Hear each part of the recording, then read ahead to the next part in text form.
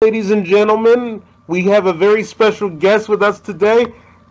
She is Lisa Wilcox from the iconic Nightmare on Elm Street series. Lisa, how are you? Good. How are you, Darnell? I'm doing well. It took me such a long time to finally get this accomplished. I've been trying to interview you for 3 years. Oh my goodness. Wow. Sorry. Yeah. It's You, well, I kind of changed the platform the way I do these because I do get asked to do a lot of them.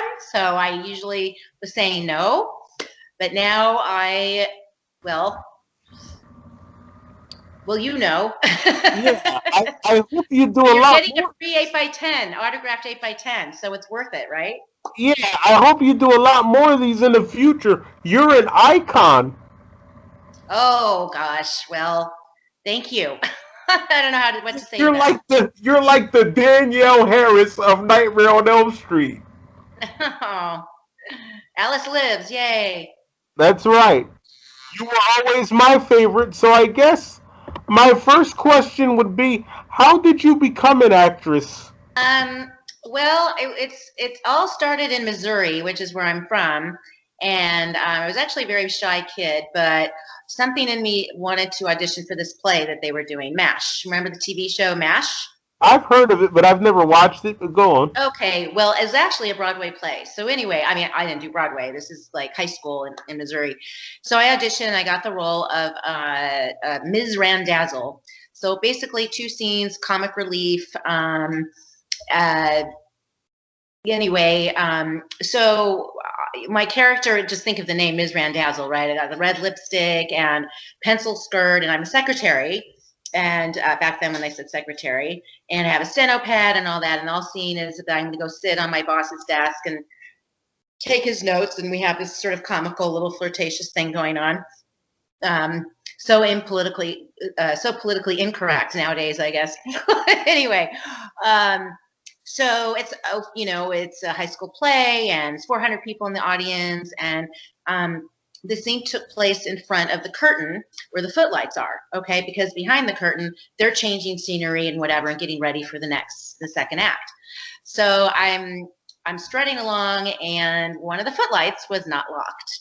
So my high-heeled strappy sandal goes down into the gallows of the footlight. I am like, steno pad, everything goes flying. Mind you, I'm in a pencil skirt. The audience starts laughing. They think it's part of the scene. Well, it was not part of the scene. So anyway, I'm literally center stage and I am stuck. I can't, my high heels are strappy and they're dangling from my ankle. I'm literally just stuck center stage. So finally behind the curtain, they realized something was going on. And Hawkeye, who played Hawkeye, the lead, stuck his head out of the curtain. He saved me from the footlight, and I continued on with the scene. But it was a lot of fun because during this moment, the guy who was playing my boss, he's like, we start to improv, and he's like, "Hey, had a little too much to drink there, Ms. Randazzle," that kind of thing. And the audience loved it. But anyway, that was my first experience in acting. So shortly, and then the next day, well, it's Monday at school, everyone was like, "Oh my God, that was wild. Like you got stuck. We thought it was part of the show, blah, blah." And nobody knew who I was. All of a sudden they knew who I was. That was kind of fun. Shortly thereafter, we moved to California. I was interested in actually going into the medical field. My grandmother was an RN, registered nurse, and my great-grandfather was a doctor, and he was actually a doctor during influenza in the 1900s, and he actually died getting influenza, helping people. My grandma was 3 years old when he passed away, so God bless his soul. So anyway, I was very inspired to go into the medical field. Okay, so now we're in California. My dad got offered a great job. I made some friends, and a friend said, "Hey, you want to go with me to this audition down at Buddy Ebsen's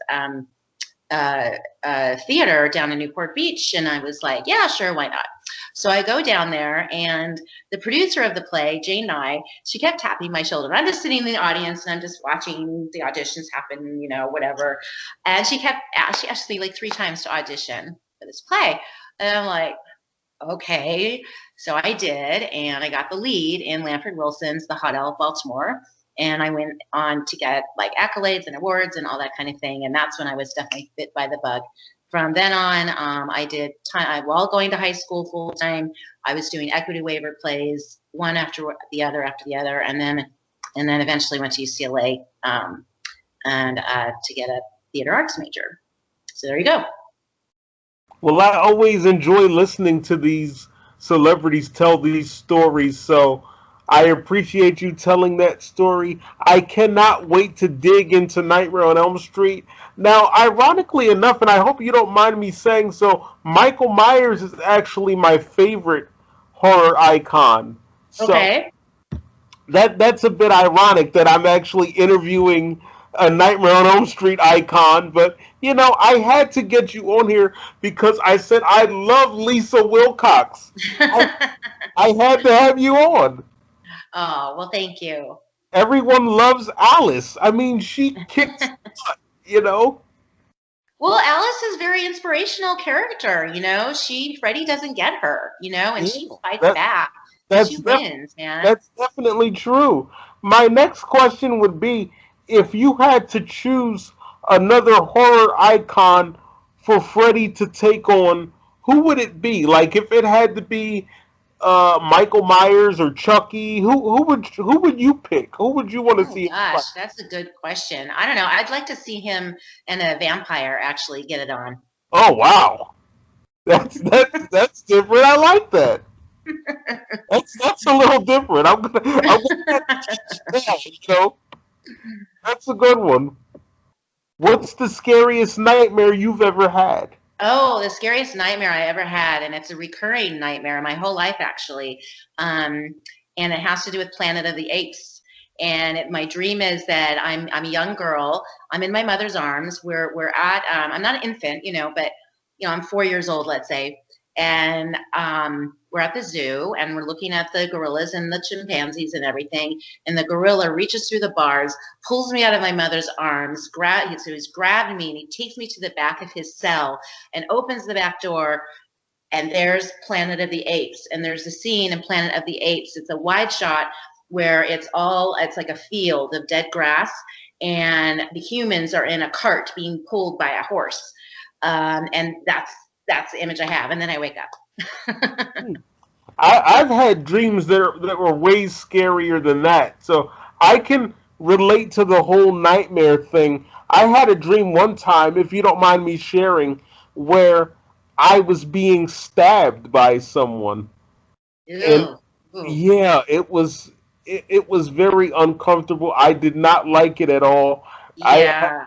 one time where I was being accosted by a man with a gun, Oh my and goodness, terrible. yeah, I have to say, I had one nightmare in my life.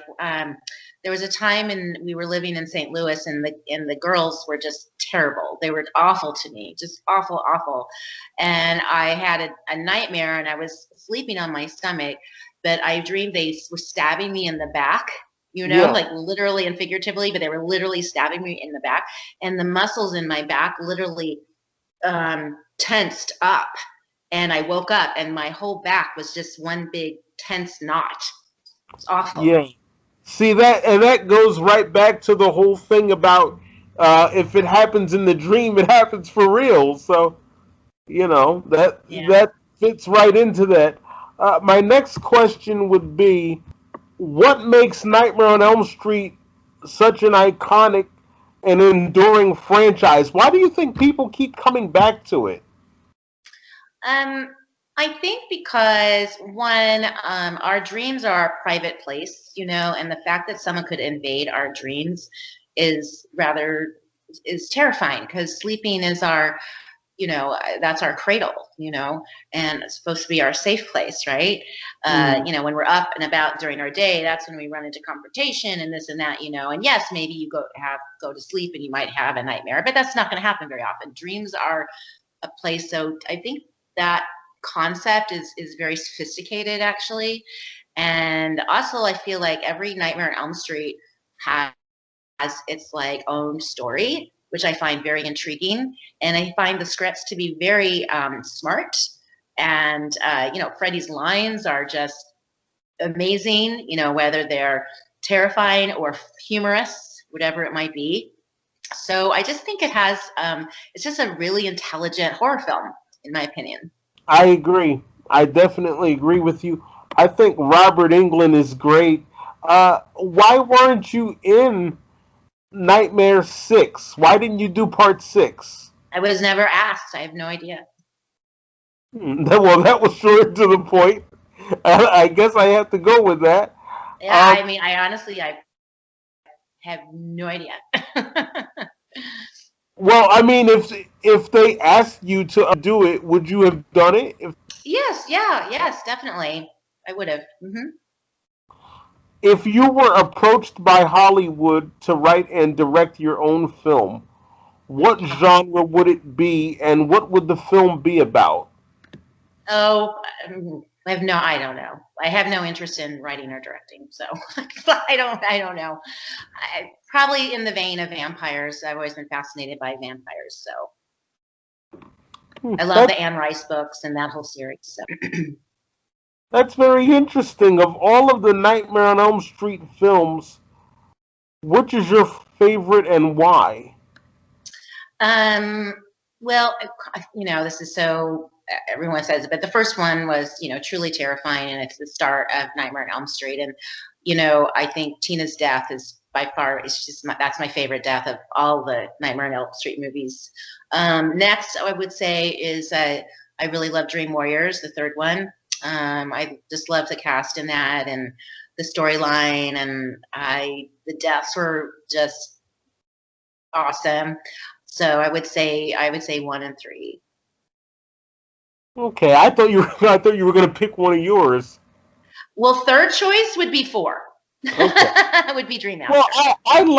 I'm going to have to pick 4 over 5, and I say that because in 5, they sort of had Alice like she was about to go crazy. It's Hmm. like she had become obsessed with Freddy. And so Hmm. at that point I was like, okay, you know what? This is a bit much. I liked you better when you didn't know anything about Freddy. Now she Yeah. knows too much about him, and now she's starting to obsess over him. So, Yeah. Well, you know, Nightmare 4 too was, and there was an amazing character arc of the character of Alice. I mean, you see from where she starts to what she becomes, yeah. which for any performer, that's like the ideal role to play a person that goes through so many transformations in a story. So, Well, how many of these requests do you get? I mean, you must get a lot if you don't mind me asking. yes, I get a lot. Yes. Yeah, it seems like you would because you've gotten a lot from me. That's for sure. I'm always requesting you every day. I know your phone's always going off, and you're like this guy Well, here. I get a lot of requests for written interviews and for podcasts, and also I'm working. I mean, I'm acting, and I do print modeling, and you know and for the most part, not so much last year. I'm traveling once a month, doing conventions and this and that. When I get home, I got to catch up on stuff or do a remote audition, or so it's full life, very full life. What was Robert England like? Oh, he's great. And I'm sure many of you have met him at conventions, and you see how he's just wonderful. He's personable, and he's engaging, and he's yeah, we call him Uncle Robert. Yeah. We've come to a point in cinema where women have become the face of horror, like Jamie Lee Curtis and Danielle Harris and Felissa Rose, and now you. What Mm. does that mean to you as an actress? Um, I think what it means to me really as an actress, a performer, is one reason why I love what I do, because you affect lives. I mean, when I go to conventions or and whatnot, and I get Instagram messages and things like that, but people who say literally that Alice's character like helped them through a hard time. It got them through high school. It got them through their parents' divorce or an alcoholic sibling, or what I mean. And when I hear these stories and from all walks of life, it's very inspiring for me, and I feel a lot of gratitude to think that you know, a character I played had such an influence on someone's life in a positive way. So yeah, I mean, it's pretty amazing. And I've played everything from nuns to prostitutes, you know, you name it. I have played it. But Two things don't even go together, you know, nun and exactly. prostitute. Well, that's what's so fun about acting, to play Yeah. all kinds of different characters. Yeah. Are you currently working on any Elm Street projects? And if so, can you tell us about them? No, I'm not working on any Elm Street projects, but I am What? working on other projects. No Elm Street? No, unless there's something you've heard that I don't know. Oh, come on. They have to bring you back. Well, that would make sense. You know, what happened to Alice and Jacob, right? But, Right? They have to do maybe, hey, Freddy in space, and then when they put Freddy in space, Alice can go up there and investigate or something. I don't know. They yeah, can. I have no idea. No, but no, nothing's that I know is in the works. So anyway. Well, how would you want to end Freddy and Alice's rivalry? Um, I think it would ultimately be that Alice sacrifices for her son. You know, it's 3 decades later, and and I think the rivalry, I would probably die, but my son would live. Very, very much like Laurie Strode in Halloween Resurrection. She Mm-hmm. died at the Mm-hmm. hands of Michael. You answered the question so quickly. I'm out of questions. These were my Big Ten, and Okay. you whizzed right through them. I'm not sure what else to ask you. Oh. I don't know. Do you have any merchandise or anything? Do you have the red and green sweater?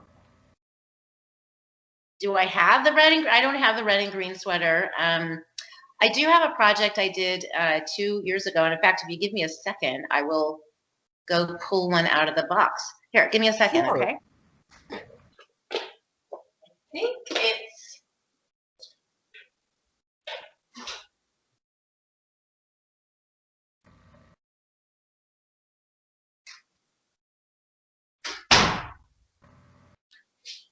and hold on.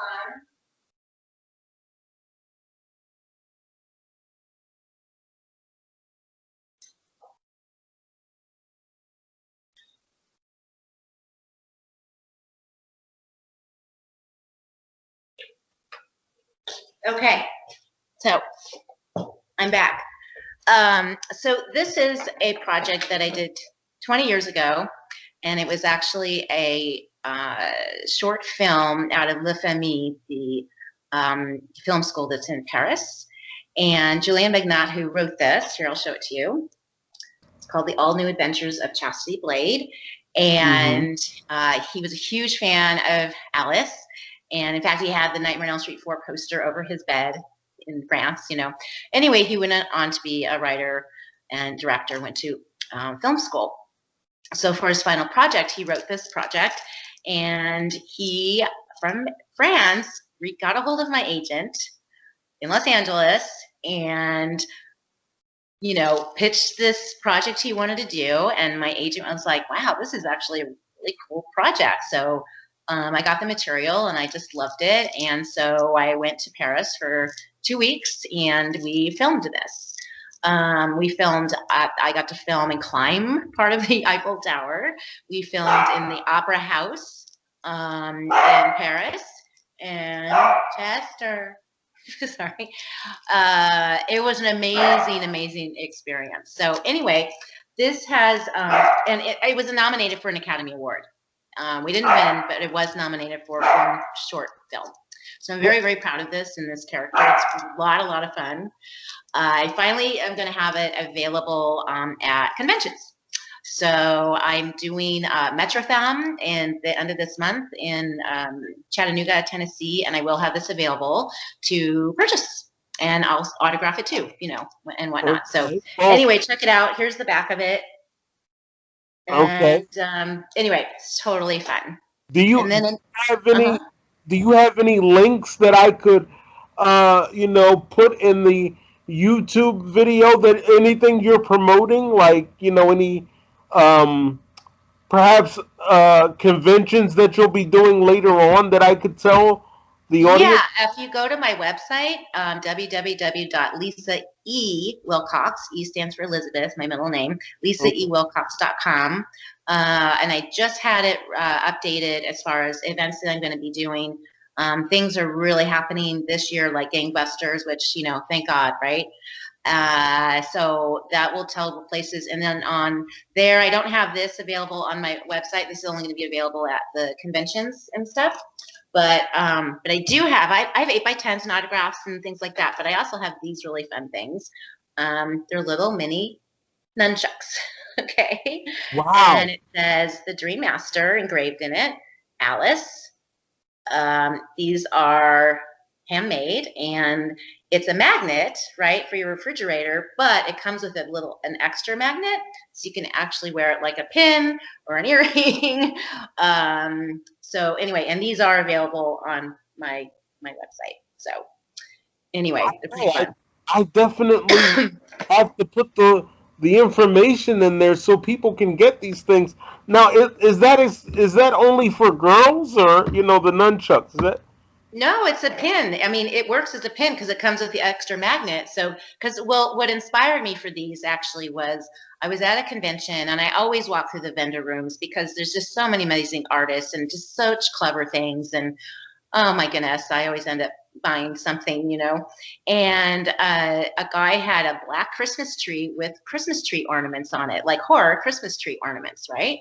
And I was like, oh, I'm going to do a Christmas tree ornament, and it's going to be nunchucks because, as you can tell, this would very nicely hang on your Christmas tree.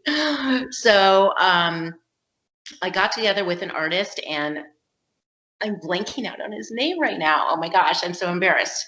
I'll think of it. Or I'll grab his card. I'm gonna go grab his card. But anyway, got together, and he hand makes these. So, and then, we talked about the design, and I definitely wanted one side to be the Freddy side, right, red and green, and the other yeah? side to represent Alice, more plain, but with, it engraved and stuff like that. Okay, I have to go get his card. Sorry.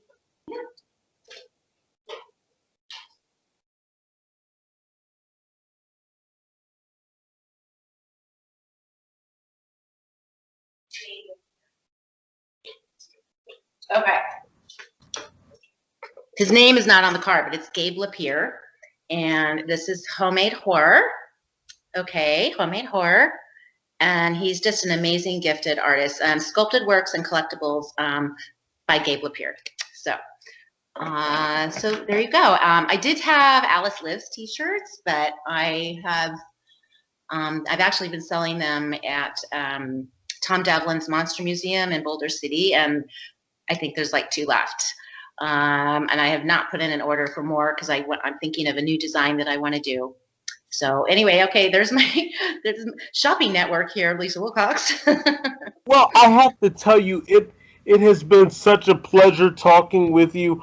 I get that vibe from you, like a 1930s actress, and that's a compliment. Like, you remind me of the Oh, classic actresses, and because my grandmother, she's into the classic movies, and that's the vibe I'm getting from you. I just really like it. I could see you being around back then. Uh, oh my gosh, thank you. That is a huge compliment, Darnell. Really, I love the actresses, and because back then, and like the black and white movies, it was more like a theatrical play. It was just more theatrical, and now my training is theater. So thank you very much. Here's something I can bring up. I did a episode of Chicago Hope. It was a big show in, I want to say, in the 90s. Um, Kelly, Michelle Pfeiffer, David E. Kelly, who's done a ton of big shows. He's married to Michelle Pfeiffer, actually. Anyway, so Chicago Hope, and this episode was done in black and white, and it was based on the Birds And Tippi Wow. Hedren was also in it. We didn't get to work together, but it was based on actually on Alfred Hitchcock movies and different ones of them. You know what I mean? And Hmm. I got to play a great role, but it was really fun. And this show was more like a cops and robbers kind of show, So that was really fun. So you guys can find it on what's that TV network where they play the older shows? Home TV or what is it called? Do you remember? Uh, Well, you guys can figure it out. You all young, know more about that stuff than I do. But there's a lot of things that are fun, like that I've done. I realize people think I'm mostly related to horror, but if you go on my IMDb, like, no, horror is maybe like 5% of my bulk of my work. All the rest of it is episodic, other films, soap operas, sitcoms, TV movies, that kind of thing. So, on Star Trek: Next Generation, in fact, Rittenhouse is doing another trading card of my character Yuta. So, and my character Utah is actually on the Star Trek Next Gen Monopoly board. How about that? yeah, see, I'm a and that's, property. I'm getting, I keep getting this. I don't know. You just seem like a really awesome actress. Got that whole classic thing going. I can't say that enough. I wish Oh, well, thank you. I wish I could do a movie with you.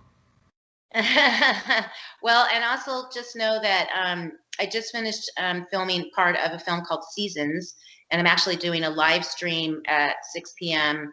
Pacific Standard Time, 9 p.m. Eastern Standard Time.